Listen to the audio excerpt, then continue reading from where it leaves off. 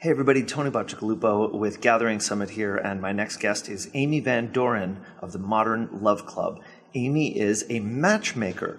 She's interviewed nearly 10,000 people in the New York area and has her thumb on the pulse of what love is like in this world of dating apps, and it speaks to a lot of what's going on in general in terms of the way that people are finding each other. She's also got an amazing tip on what she has called a favorite people party, which I'm very excited to share with you. So without further ado, Amy Van Doran of Modern Love Club.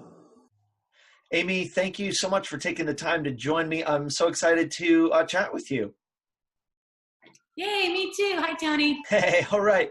So first of all, I want to talk about love. I want to talk about the way that people meet and connect in a romantic way and even not in a romantic way, and how it's been changing, because it's been changing a lot, right?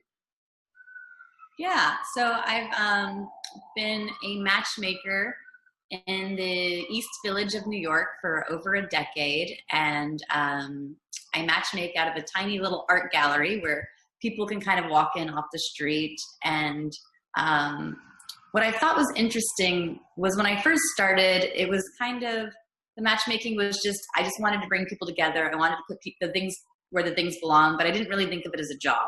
I just wanted to hear people's stories. And I thought, after the first year, the second year, the job would go away. It wouldn't continue. It wouldn't become this thing where every single year we're 2 or 3 or 4 times as busy as we were the year before. And I thought, certainly with the advent of online dating, I thought, why would anyone spend all this money on matchmaking if they could matchmake themselves for free? And so I expected, 8 years ago, I expected that my matchmaking job, as well as other matchmakers' jobs, would be completely depleted, because what would we be needed for? But what I've found is that actually I think that dating has become almost a crisis level situation, where the more and more people are online dating, the less and less they believe in a positive outcome coming from their online dating. So people, the more they're online dating, the less of a possibility they think that they'll actually meet a person. And I think that whenever you're going into social engagements, believing that you're going to fail, it's very difficult to succeed. And so, I just got back from this dating conference, and a lot of the bigger dating companies are starting to shut down, and people are they're turning more local. And they want to meet through people. And I think what's happened over the last 8 years is people have lost the social skills from dating behind a computer for so long that they actually, once they're in the room with people, they've allowed their technology to sort of castrate their ability to actually connect with people in real life. Okay, so you just came back from this conference, and what you're seeing is actually the trend is moving. Like, maybe we kind of went overboard with the whole app-based dating kind of mindset, and now we're coming back to a more people-facilitated connection. Is that what I'm hearing? Yeah, people want things more organic. People want to meet through coming to parties here. They, even though like with online dating, there's, it's the hugest market of single people. So you think that, like, if you were looking for a person, that you'd be able to find it with all those people. But what we're finding is that with the more options people have readily available to them, the less likely they are to actually meet someone. And so there's a backlash right now. There's happening where people are shutting off their online dating and giving up on it altogether. And in some situations, people might know to go like to a matchmaker or through a friend or organize a community event. For the most part, though, people are just feeling like it's just not going to happen for them, and they're getting more comfortable. In every country, it's a crisis too. In every single country, each country has a crisis with modern love and dating, and nobody believes that it's going to get better. So what we're finding is essentially, like, we kind of went overboard with the whole app thing, and people are now realizing that it's not actually bringing lasting connection. For the most part, the vast majority of people who try the app-based approach don't end up getting what they want from it, right? So what's happening now? What's happening differently? I mean, you're doing one-on-one personal matchmaking. Can you tell us more about that? Sure. Yeah. So I think what the reason why matchmaking has sort of surged in popularity is that the more that people feel disconnected from themselves and from their communities, the more they're looking to rein that back. And so the appeal of working with a matchmaker is if someone's doing something in a bubble over and over again, and they don't know the simple thing that they're doing that's keeping them from connecting with someone, they're just going to think, oh, there's something wrong with dating, instead of it being like, oh, there's a simple, behavior that I'm doing that's keeping me from finding success. So what I'm looking to do through getting feedback after these people's dates is being like, oh, well, is there anything specific that, kept you from connecting from this person? Or did you connect with this person? Why or why not? And so we're getting the information on where this kind of the schism's happening. So instead of people being like, oh, dating just doesn't work, being like, okay, well, what behaviors can we change to make dating or connecting with individuals possible for you? And I think, especially for people that have been dating online for a long period of time, they've been doing the same behaviors over and over again, and they're getting the same results. The other reason why the matchmaking is working is because people are looking for a reason to connect rather than figuring out why a person isn't a match for them. So if you're sitting on a date next to Emily and I set you up, the whole date you're going to be trying to figure out, why did Amy think that we were a good match, right? So you're looking for commonalities instead of looking for reasons why this person is a disaster. And so that sort of optimism in meeting people is, I think, the key. Like if you were told the person that you're about to meet, like there's something really special about them, and trust me on it, you're gonna glaze over some of the things that might have irritated you originally to get to the good part of the person. But with online dating, people are literally just sitting and ready and waiting to be disappointed. Yeah, it's such a perfect contrast, because when you meet somebody through an app, you're already kind of operating under the assumption that there's something terrible about them that you don't know yet, and you have to. It's like meeting, like buying something from someone off Craigslist. You assume that you're getting ripped off somehow, and you just go in with that kind of what's the catch? Yeah, right. Whereas you're making it a game. You're saying, well, this is a professional who has matched you up. Amazing. I vetted them. I think they're incredible. I know them through another person. They exist. They're going to show up. Now you just have to figure out in which ways do you guys connect. Wow. Awesome. Okay. And so in terms of the way that this is playing out for people forming connections, you're playing a very active role, and you're getting compensated for playing that role, and people are paying you like they want that. They're willing to pay for it. What else about how people find those connections? Maybe if they're not being introduced directly through you, how are people meeting each other? Yeah, I mean, I think, and this is a proposal more than how I see people meeting up, is I've proposed that people start doing this for each other. Like one person should be like, hey, let's organize an event, and it doesn't have to be dating, right? Like it can be an amazing people event. And if each person brings a person that they personally vouch for, and saying like, okay, I invited 6 people. All of you guys bring your 6 most interesting friends. And if everyone's, so you're coming into a social engagement thinking each one of these people were picked here because they're incredible. You're going to want to go talk to the other person and making sure that, there's questions being like, you and Lucy are both working on fighting the epidemic against loneliness. I bet you have a ton to talk about. And then asking questions and bringing it up. But I think that everyone can be, whether it be their own friend matchmaker or their own actual matchmaker, by reaching out to the community, but by reaching out, even if 3 people, writing an email being like, 2019 is the year that I feel more connected to my community. Who are 3 incredible people that you think would be open to meeting me? Right. Okay. So this is so rad, because this is exactly why we're doing this event, is to kind of unearth these really fun, easy, informal, totally actionable things that people can get into. So if somebody's watching this and they're interested, they could actually do like the most wonderful people I know event, and invite 3 to 6 or whatever of their friends, and then ask those people, hey, bring 3 to 6 of your favorite friends, and then we just draw the line there. Yeah, it could be the favorite people party. Favorite people party, FPP. Yeah, and I encourage people not to bring their significant others, because sometimes that they just end up getting in a loop together.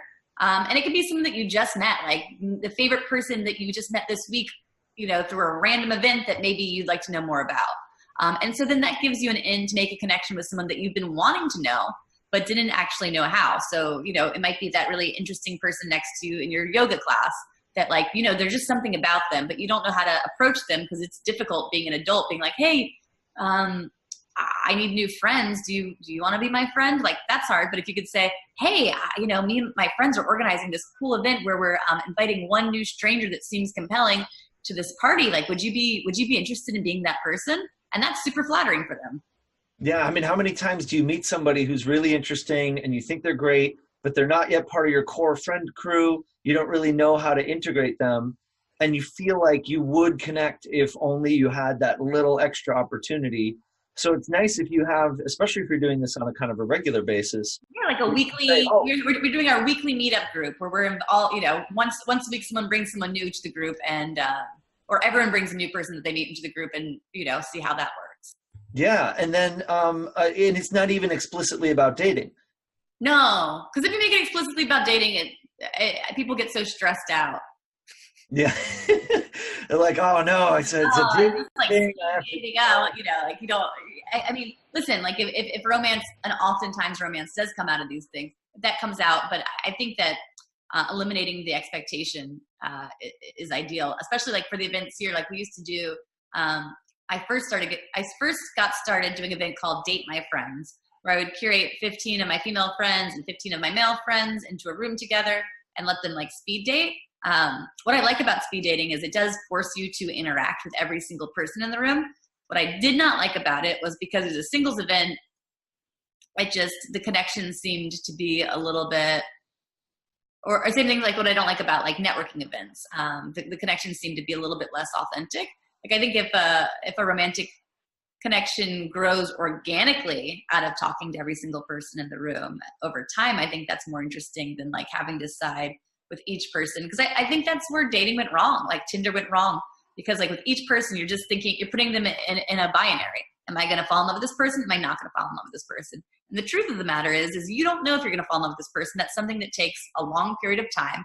And forcing someone to fit in one of those boxes is reducing a person to that instant, the immediate thing that you got from them, which might not have any, maybe they had a bad trip from the subway or an argument with a loved one, or back in the day, people used to date through communities. People were not lonely because they lived with all their family members. I think the agricultural lifestyle of like dividing land and having to not share the land, and when we started getting property, and this thing of like I have to take care of my family and that's it. I think that's when things really started falling apart. Yeah, that's kind of the thing that we're starting to track as well, is getting this sense that's the case. And so, and you mentioned something about the binary nature of the connections, and I think that's important too, because I think a lot of times people go in with very narrow thoughts in their mind about the kinds of connections that they can come away with. So for a dating event, it's basically, well, this person I'm going to date or not. Yeah, or a networking event, like, is this person good enough for me to network, or what are they offering me? And people are not asking, what am I offering them? What value am I bringing to the table? What socially? People are so consumed with like, oh, is this good enough for me or not, that they're actually not bringing any value by being present and actually engaging in an honest and exciting way. And there are other outcomes that are possible as well. I mean, you could go on a date and end up with a great friend or a business partner. I mean, it doesn't always work out one-to-one. There's a lot of other relationships that can come from experiences like these. Yeah, and oftentimes people are missing out on that because they're so pissed off that the person then didn't want to date them. Even if they didn't want to date them, they're still mad because they wanted to be chosen. So I think that taking away that, I think, really helps, especially with our matchmaking. Like, hey, just meet this person. Like, I don't know if they're they're going to be your boyfriend or your best friend or your soulmate or business partner, but I do know that this person is amazing. You're going to have a great time and they're going to add value to your life. Yeah. And I feel like sometimes you connect with somebody you don't really know at first. Sometimes, sometimes you meet someone, you say, wow, there's something here. And I like it. I feel like I want to kind of pursue it. I don't know what it is yet, but I feel like we got to hang out more and figure out what that is. Yeah. I mean, I felt that way about you when I met you at Nick's party. I was like, I don't know what's up with this person, but this is the most interesting person here. I don't know what it's about, but like, obviously we have to continue being in dialogue and see what that is. It's so true, and I'm glad you brought it up because we kind of met at our friend's favorite people party, right? That's Yeah. kind of what it was for him, and now we're here. Look at that. See?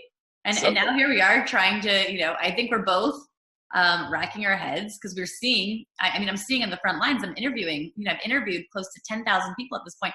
I'm trying to figure out why the hell are people so fucking lonely and what can we do to solve it?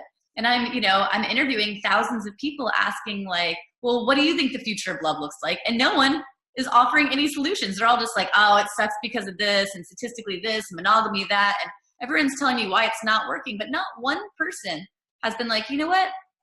I feel like the future of love and like connection looks like this.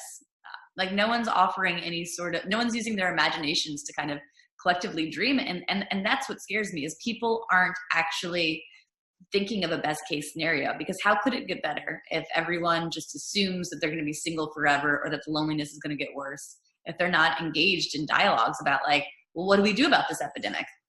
well, and that's part of why I really love your message of empowerment around this. That you can't match make the world personally, so we have to spread this much further than even the professional industry. Like maybe we need more matchmakers, but we need more of us to be matchmakers No, for like my job ourselves. shouldn't exist. Like you guys should be looking out for your friends. Like I like if my job doesn't have to exist, I can go do other things, which I'm happy to do.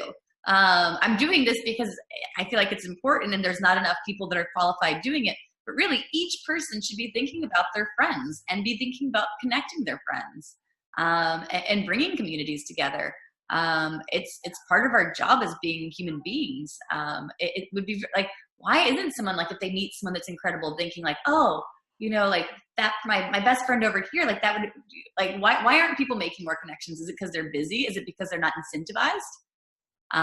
Is it because the friends are not thankful because they're saying like, oh, I only want to date, like set me up with a guy, but he only has to be 6 feet tall and Caucasian and like make a lot of money. Well, no, don't ask your friends that. Ask your friends to introduce you to someone who they think is amazing.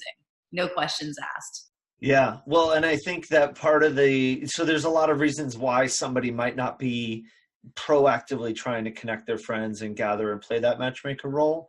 But I think that one of those reasons might be that they just don't feel a sense of permission or empowerment or realization that they have that power. And what I'm hoping is that we, in the course of having these conversations, can remove that as a blocker. So if that's the only thing stopping you, it's not stopping you anymore. And maybe you can get out there and do more of this connecting or at least participate in more of things like this. And I think that's the other thing with people being on screens, behind screens all day, is they're observing things. They're watching information flow past their eyes. They're swiping, they're doing this, they're just watching information go past them. But people aren't in their bodies, and they're not critically engaged, and there's no urgency or agency or call to arms. And so instead of being like, oh, this thing is difficult, like go outside and talk to someone. Like right now in the moment, every single person has the availability to improve their lives and others. And I swear to you that the more you improve other people's lives, the better your life will become. That's beautifully put. I love that. And I feel like I agree. What are you seeing? Maybe that's even worked for your clients in terms of the way that they've been able to get out there and connect with other people. I think half of it, really. I had a client recently who's so beautiful, and she's like, why am I not meeting people? And I'm like, oh, well, are you always making this face at parties? And she's like, yeah. I'm like, just try like smiling. I swear to God, it works. Like even if you feel like a crazy person, just challenge yourself to go to a public place and smile. Like we just forget, like our bodies, because we've been so disenfranchised from our bodies. Like literally, I'm communicating with you and you're communicating with me with our eyes and our face and our posture. Keep things open and smile. And it sounds crazy and it feels crazy, but it's very comforting for other people. And it's how monkeys bond, right? Like one smile, well, actually, I think it's a sign of aggression with monkeys. But as far as people go, it's still really nice to smile. Okay, so talk to me more about the embodiment, because I think that's a huge part of this. We got to get off of our phones. It's such a super, energy killer. You see people on their phones, their attention's away from it, their energy in their body. What else? What else can we do energetically to kind of open ourselves up to new connection? I mean, so I live in a place, I'm lucky to live in a place where I walk from work to the walk to the subway. There's a bunch of people and there's a bunch of storefronts. I act like I'm in a small town everywhere I go. So anytime I see someone more than once, I'm like, oh, hi, I'm Amy. I just wanted to let you know I'm the neighbor. Or, oh, hi, I'm Amy. Like when I first came to New York and I didn't have any friends, like, oh, hi, I'm Amy. I'm new in town. And just giving people the opportunity to know who the people are around them. Like you should know who your neighbor is. You should know who your neighbor to the right, to the left, to the bottom. Even if there's an emergency, you should know your community. And if they're not reaching out to you, that's okay. You're giving them a little gift by you're being socially,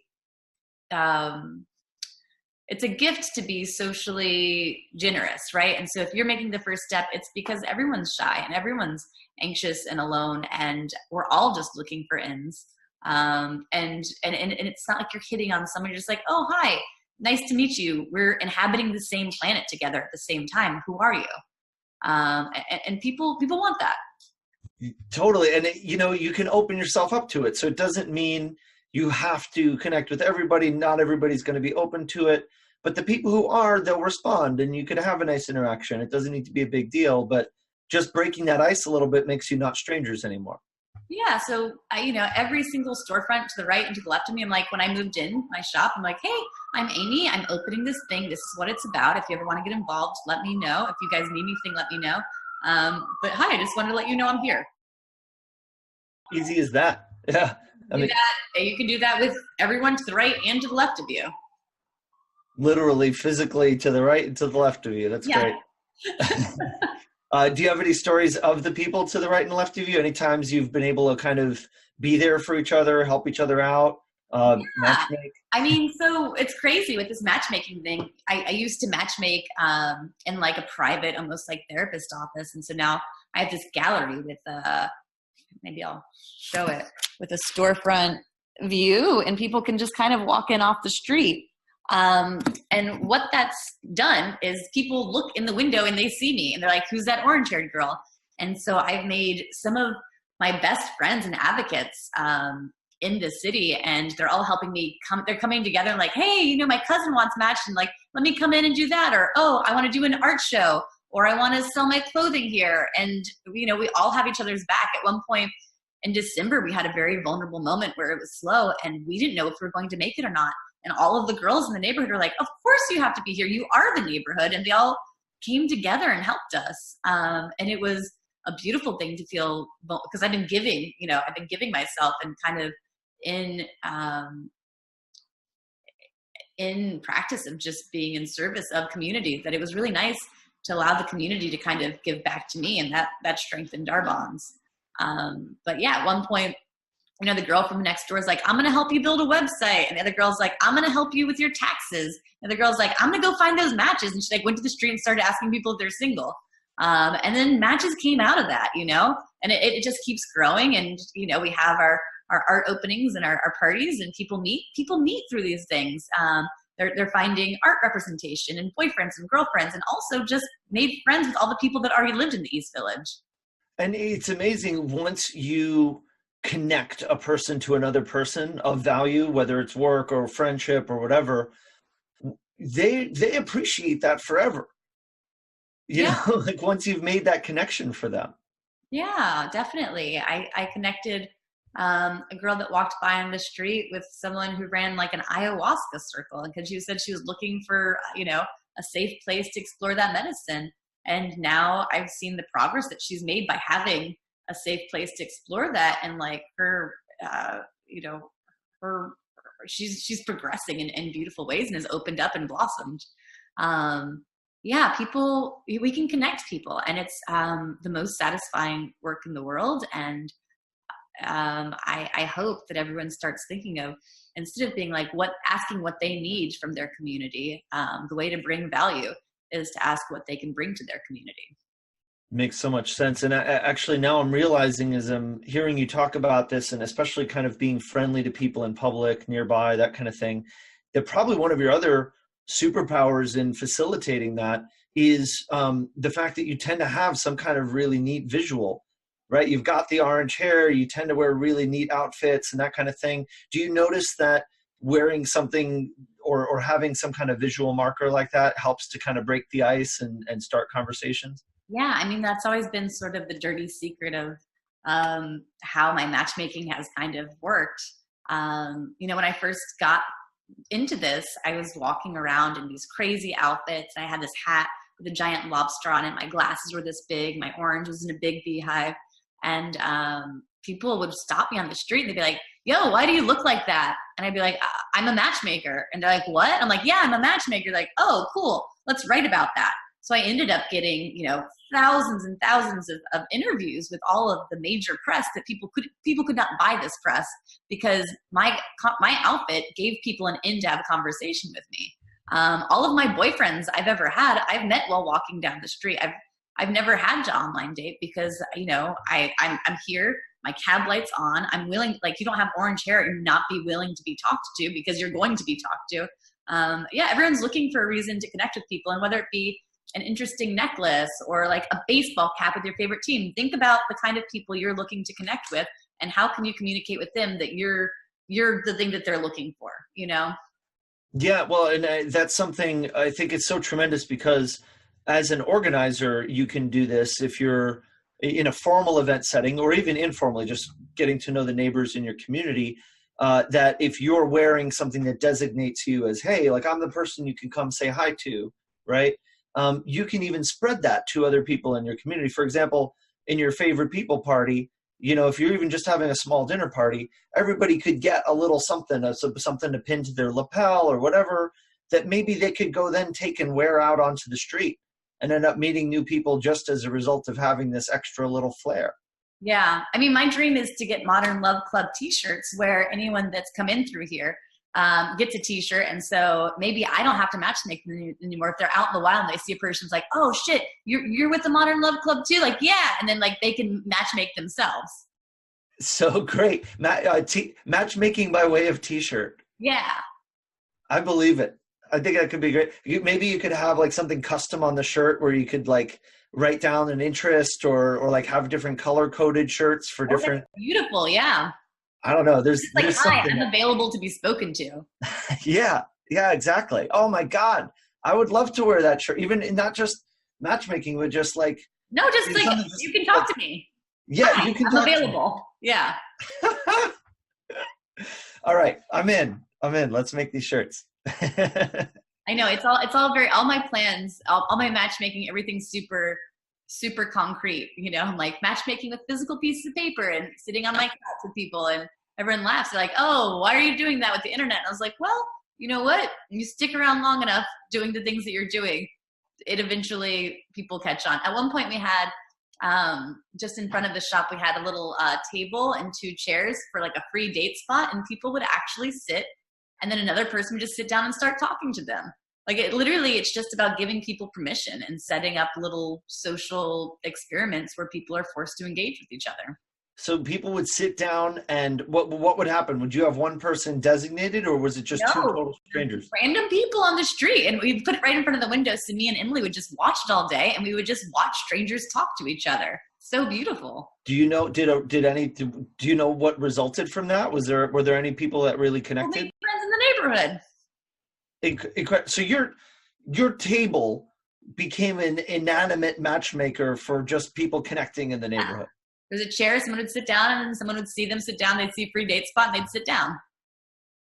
Ah, that's so cool. When it gets warmer, I'm going to do it again. Totally. I love it. That's great. Right now.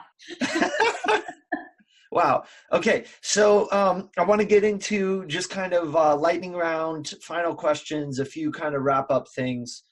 First of all, any particular book that you think is just remarkable or informative, valuable? There's a great book on attachment theory by Amir Levine and Rachel Heller. And it is about the science of adult attachment. So sort of the things that you formed as a child by relationship with your parents and how that's keeping you from connecting with people as an adult. It's the most important thing I've ever given to any of my clients and in my personal work. So Attached, check that book out. It'll take you about an hour to read and it's amazing. And then I just recently revisited the TED Talks of Brene Brown on vulnerability. And I think that being open and being vulnerable and being willing to fail and for things to be messy, I think is the number one thing that you need in order to connect with another person. So I recommend Brene Brown also. Awesome. Love it. Those are great recommendations. I appreciate you sharing them. And one last thing, which is for the folks who are watching this, people who are organizing, people who are thinking of organizing, what it would be a word of encouragement that you would want to leave them with to wrap up our conversation? Just do it. Do it right now. It's important. It's a very crucial moment in human history right now, and we're all lonely, and everyone's going to be super thankful, and your life is going to be so much better. So please start connecting with each other. It's one of the most important things you can do. Wow. Amazing. Amy, thank you so much for taking the time. It's been so great to chat with you, and I'm feeling so inspired and encouraged right now. So thank you for that. Yes, yay. And if anyone wants to get involved with the Modern Love Club, we're on Instagram, themodernloveclub.com, modernloveclub.com. Please get involved with our community. We're always available, and it's always such a pleasure connecting with you, Tony. Great. Thanks, Amy. Bye.